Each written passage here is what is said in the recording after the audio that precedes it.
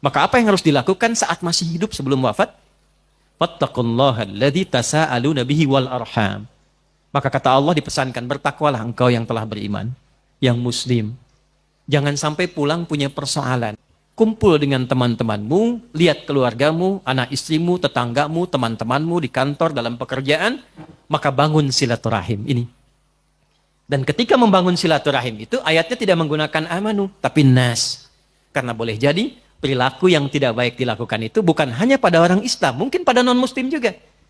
Teman-teman yang hadir saat ini, atau tersambung hybrid yang non-muslim, ingat ya, kalau ada orang Islam mencela non-muslim pun dia tetap berdosa. Itulah indahnya Islam. Akhlak sosial itu dihitung merata oleh Allah. Jangan dikira selesai, tidak. Ya, di era Nabi pun orang yang tidak menghormati hak orang lain itu dikecam oleh Nabi. Sekalipun objeknya Nasrani atau Yahudi. Untuk menunjukkan keadilan dalam Islam, sistemnya adalah komprehensif untuk semua.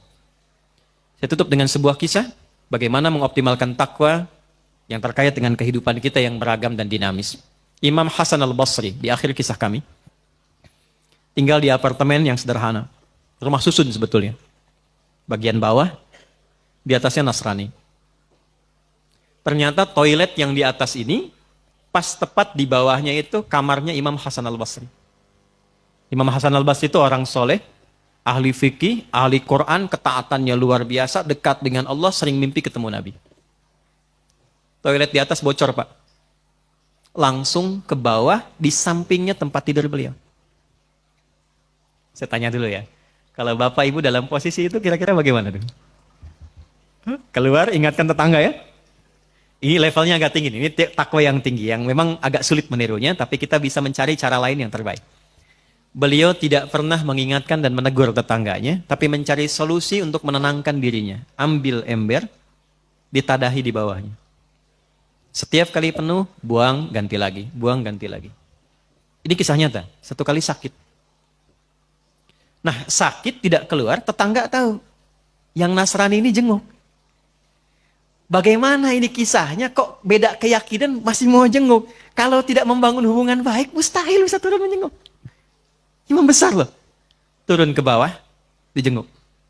Begitu dibuka, akan dipersilahkan masuk kamar. Kaget yang tetangga Nasrani ini, bukan karena sakitnya Imam Hasan, tapi karena bocornya yang di atas yang beliau tahu itu dari tempatnya. Maka saking kagetnya beliau bertanya, "Yal imam, mahadha?" Imam, apa ini katanya kan? Jawabnya ringan sekali, "Hadhi fajwah." Ini tuh bocor. Ini bocor. Kenapa Anda nggak bilang katanya kan? Apa jawabannya? Kalau saya bisa tangani sendiri, kenapa mesti merepotkan tetangga? Sudah berapa lama ini terjadi? 20 tahun.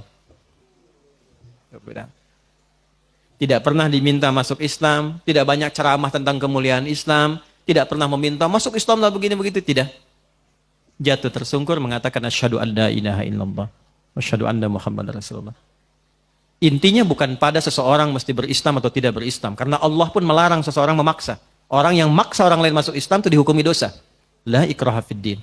Tapi orang Islam diminta menampilkan akhlak terbaik sehingga siapapun mengenal inilah real muslim itu seperti ini. Jadi saya mohon, Anda adalah hakim yang muslimah, tunjukkan bahwa Anda seorang muslim. Muslim tidak korupsi, muslim tidak menipu, muslim tidak berdusta, muslim disiplin, muslim sabar, dan muslim berperilaku baik kepada sesamanya. Jaga itu, karena kehormatan itu yang akan kita bawa di hadapan Allah saat dihisab.